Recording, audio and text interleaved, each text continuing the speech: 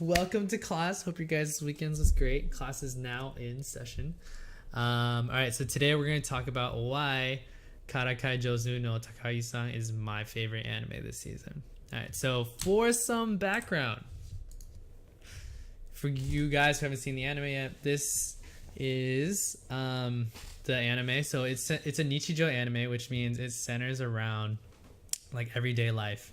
The anime centers around these two kids and another three female classmates, and it's a Nichijou, which means it's a anime about daily life and how the little interactions between the different characters and their relationships. And this one is extremely funny because you have Takagi-san, which is a girl, and Nishitaka, which is a guy, and Takagi-san always teases Nishitaka, and that's just their dynamic. And Nishitaka is always trying to get back at Takagi-san for always teasing him and getting him into like sticky situations with the teacher and whatnot. So the first reason this is one of my favorite animes is because it's super relatable. What I mean by that is a lot of us probably didn't grow up in Japan, but I'm assuming that if you're watching this anime, hell, if you're watching this stream, you probably have gone through middle school or elementary school to be able to learn how to even work a computer, let alone like figure out how to use Crunchyroll or any other streaming site. So with that assumption, you've probably gone through the schooling system, so you understand that's relatable to you. You also have probably had a crush on somebody, which you will very likely relate to Nishitaka in this way. So like back in the day, we used to always just tease people or tease the people that we like, you know, like the crush that you like, you always tease them the worst, right? But I mean, wait, actually, now that I think about it, I don't think that's exclusive to when you're younger. Like I still do that when I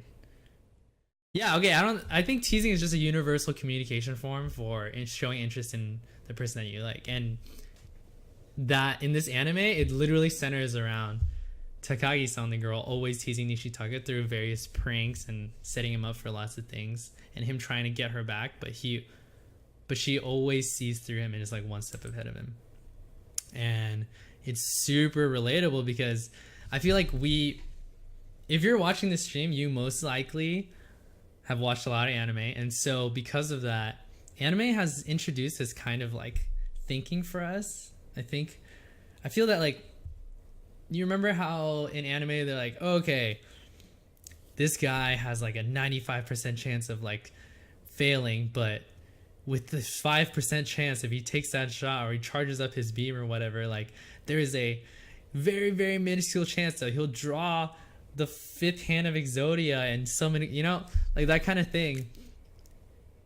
A lot of game theory is like very lightly sprinkled in through anime, and because we watch so much of it, this Takagi-san is like us in real life. Like we're always thinking like, oh my god, like what move can I do to like outsmart my opponent and stuff. And so in this situation, this picture that I posted right here is a picture of him where he's trying to make this little paper spring that is like a jack-in-the-box in order to scare Takagi-san, which ends up, I'm not going to spoil it for you, but it doesn't end too well.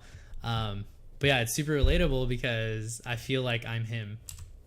So also, Takagi-san is the powerhouse of this anime because she's a childhood friend that we all wish we freaking had. And that's because she's like, there's so many animes about like making a promise with your childhood friend, like, oh yeah. And we have childhood friends, and when we think back, we're like, oh my gosh.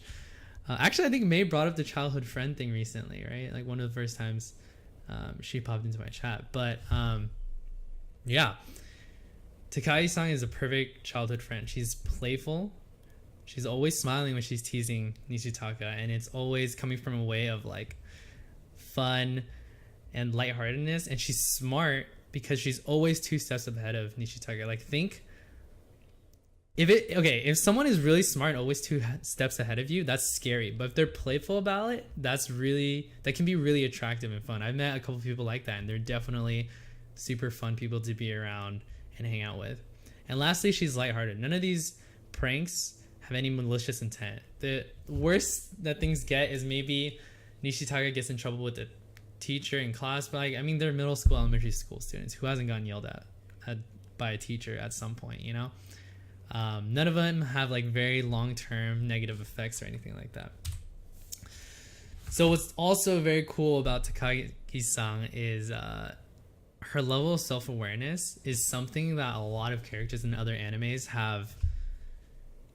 They get to after like hours and hours of character development. So for example, like there's Korean dramas where like the guy and the girl start off hating each other, and then over time the girl realizes that she's actually in love with the guy, and then she starts developing and acting on this personality of like playful, teasing, and but all coming from a good-hearted place. But the anime does such a good job at developing Takagi's character to the point where she doesn't need all that hours of background story. She just comes in, and just imagine jumping into the story at the best part. You don't need all of those like hours and episodes of like building up to that point. She's like just such a lovable character because she's so self-aware that she actually likes Nishitaka. She's super smart. She can outread him because she just observes him so much. And then yeah, which goes on to the second point, which is innocence. This anime is like one of the most wholehearted innocent animes I've ever seen. The stories center around them like buying soda drinks at the soda machine, or like having to go to cleanup duty in the early class before class starts, or doing the test of courage in like a dark cave. All this stuff is so mundane, but it's so innocent and cute. It's just like, it's the best thing ever. And I think that's really, really important because there's so many animes like, I don't know, Attack on Titans with conspiracies, or like Full Metal Alchemist with like people dying in war and genocide, or like Sword Art Online where they're stuck in a video game, like a death game, or hell, all these other things. It's just like all over the place. They're just, you need something that reminds you that life is about the small things. It's about the simple things in life that bring you happiness, and if you focus on those, you're going to be overall a happier person. And this anime is definitely one of those. So oh wait, I forgot, I need to okay, I'll do it next time. But yeah, so with that being said, like this anime is such a good like change of pace for you if you're trying to find something, or if your day's not going too well, or if your life is just like kind of all over the place. This is a good anime to just ground yourself, just remind yourself that there's like good things in life. And another fun fact, so the voice actor for Takagi-san is also the voice actor for Megumi. She's like an awesome voice actor, one of my favorites. You should definitely 100% check her out. It's actually really funny too because Kazuma and Nishitaka, they have like a similar face going on. But yeah, I just want to throw that in. But also the innocence part, that goes into the last point, which is this anime really helped me gain some sanity when this fucking game came into my life. Like, oh my god, holy crap. So friends and some people from Twitch chat told me to play this game, and I was like, oh yeah, and I was like, oh okay, cool, like I'm gonna go meet some cute anime girls, it'll be great, it'll be a fun time. But no, this game just takes your heart, pulls it out, chucks it on the floor, stomps on it, and then like takes a monster and just throws it into your mind, and then you just can't sleep forever. And I was like, what the heck? I mean, this you know, I just realized this. Monica is wearing black stockings and she has pink shoes when everybody else has blue shoes. I was so onto. Okay, when I was playing this game, I told everybody like, wait, why does everybody else have Japanese names and Monica's the only one that has? Okay, God, talking about Monica is like, I can't even look at this picture anymore. Let's just like, okay, that's better. Like this is a lot better. Twitch chat showed me the way to Doki Doki Literature Club and mind screwing me over and scarring me forever. But Karakai Jouzu no Takagi-san is the anime that like purified my soul to be a pure maiden again. Anyways, it's an inside joke with the Twitch chat. But yeah, this anime is don't ever play Doki Doki Literature Club. No matter what anybody tells you, if you're a very pure-hearted, very innocent, happy person like I am, do not touch this game. I don't care what anybody else says. Do not touch this game. Just ignore them and go watch this anime because you will be freaking scarred forever. I mean, ever. I mean, even just like this background, like the music. Every time I hear the music, I'm just like, oh my god, Monika's here. Holy crap. Gotta think of Takagi-san, Nishitaka-san in the back. But, okay. So yeah. Okay, normally this is the first class. So there's still kind of trial error up here, you know, but first class. In the future, it's not fair because I didn't tell you guys. I forgot to tell you guys in the beginning. In the future, we're gonna have an assignment for you guys to submit. Well, don't be scared. It's not gonna be bad. Okay, it's a haiku, which is for those of you. I don't know if haiku is something that's only taught in like the U.S. schooling system. Maybe Japan. Obviously Japan too.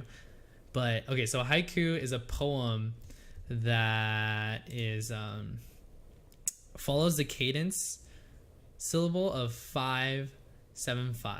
So, and then I want you guys to create the poem based off anything that I mentioned within the talk or lesson that I just did, and it can go off anything. But if you mention Monica, instant fail.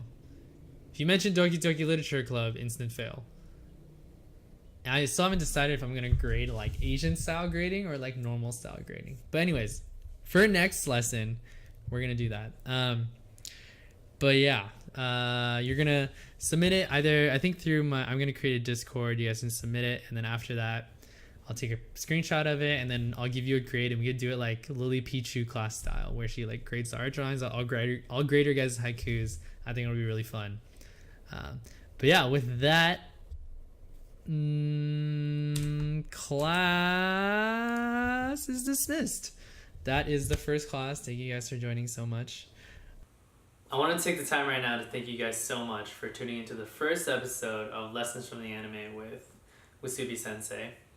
I want to let you guys know also that there's a lot more content to come. I plan on streaming 2 lessons each weekend. So the next lesson, which was filmed last Sunday, should be coming out sometime this week.